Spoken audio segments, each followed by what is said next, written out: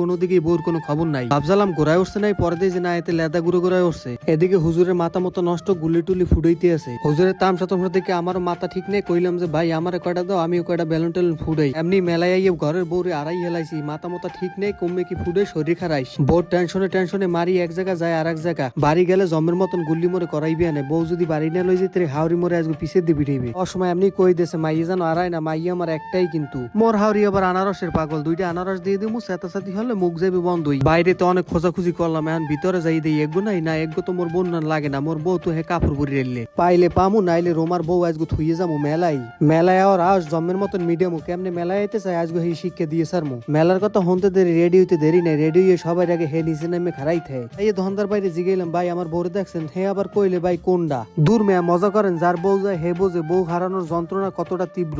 হে আমারে কইলে বউ রাখতে পারেন না, তা হে বউ লই মেলায় আইছেন কা? কি লগে যে আইছি হে কথা যদি